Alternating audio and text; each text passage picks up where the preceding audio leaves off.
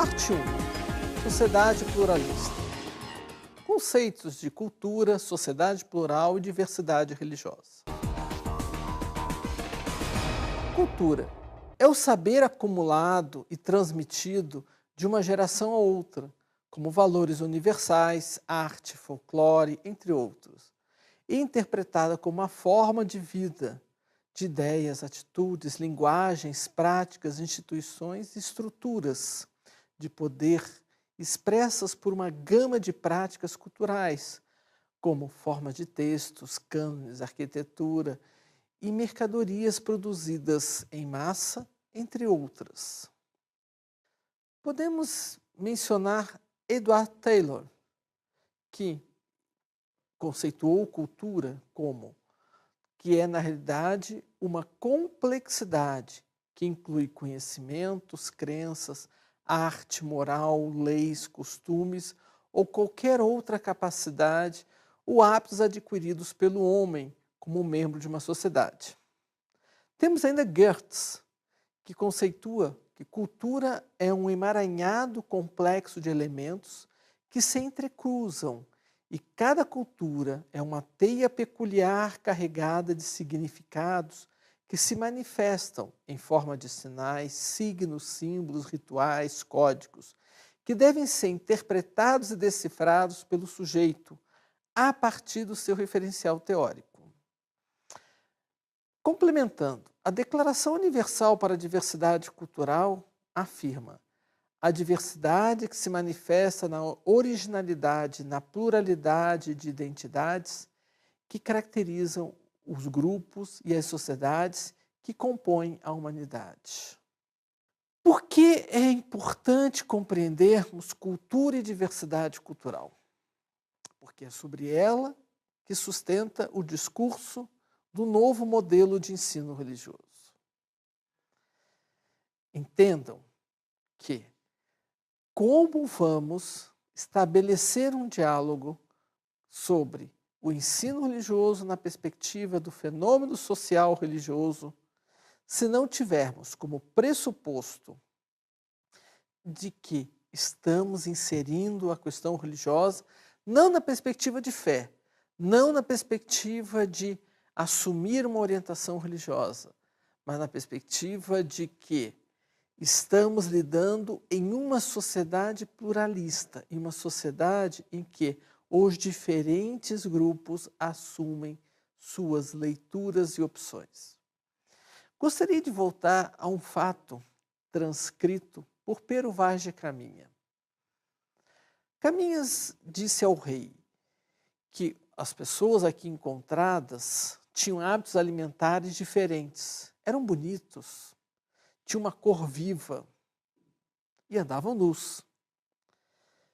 Vejam, para este português que havia atravessado o Atlântico e que o banho, a alimentação já sem muito gosto pelo tempo dos alimentos que ficavam salgados para poder dar conta dessa travessia, encontrarem pessoas felizes, como ele mesmo disse, livres, com cores vivas, que os corpos estavam pintados, encontrou animais diferentes, ou seja, duas culturas que se encontravam.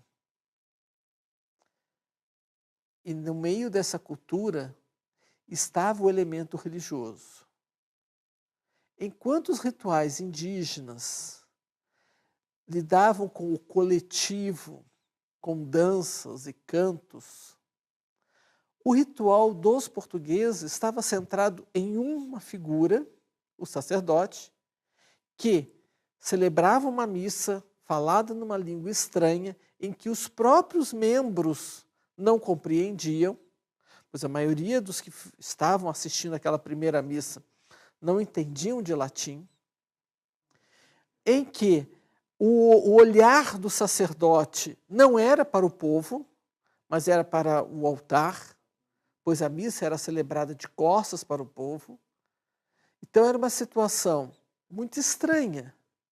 Enquanto o ritual era coletivo dos indígenas, o ritual desse grupo que chegou, os portugueses, era individual, isolado, sem tanto movimento. Como é que vamos hoje explicar para aquele grupo essa diferença? Ela não era apenas uma diferença ritualística, mas de modo de enxergar o mundo. Quando Goethe menciona que entende a cultura como redes e que se entrecruzam, estou aqui mencionando que essas redes, a rede dos indígenas e as redes dos portugueses, naquele momento se entrecruzaram. Provavelmente, um grupo não compreendeu o outro grupo. Tanto que Pero Vaz de Caminha insistiu ao final da carta que o melhor presente que Vossa Alteza deveria deixar a este povo era salvá-los. Acreditava-se que esta cultura, este ritual, esta leitura religiosa deveria ser assumida pelo grupo que aqui estava, porque esta cultura, esta religião, este modo de ver o mundo do grupo português era considerado mais importante, mais forte, mais importante, como já mencionei. E aquele grupo que recebeu abertamente os portugueses, ofereceu alimento, tentou fazer uma certa interação, deveria ser supresso. Estamos falando de pluralidade ou de domínio? Entendam, ao longo da história brasileira, nós vamos ter em vários momentos esse desencontro de culturas que ainda persiste.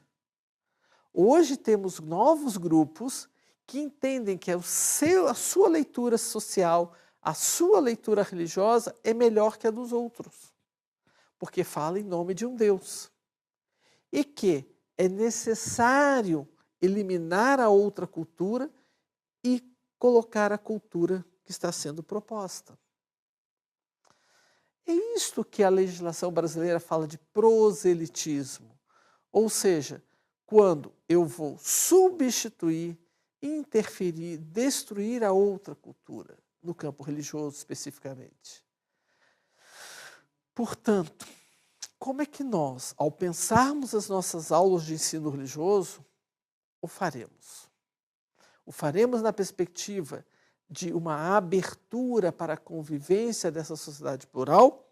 Ou faremos na perspectiva de domínio cultural? Insisto, organizar uma aula de ensino religioso não é algo inocente, ingênuo. Não. Eu estou falando de uma proposição de entender essa história, dessa situação social em que estamos envolvidos. Portanto, temos um longo desafio para entender a diversidade religiosa de nossas comunidades. Não existe uma única forma de entender esta cultura religiosa. Ao contrário, e como vimos, dentro dela existem várias perspectivas, valores, etos, ritos, símbolos, ideias, atitudes, práticas, sabores. O que vamos fazer? Qual é o conceito que vamos assumir de cultura? Qual é a orientação que vamos apresentar para organizar o nosso plano de aula? Esse desafio compete a cada um de nós, na escolha de nossos exercícios, das imagens que vou projetar, dos textos que vou subsidiar aos estudantes. Portanto, a definição de cultura e de manifestação cultural religiosa é um pressuposto para as aulas do ensino religioso. É um direito e um dever de todos nós.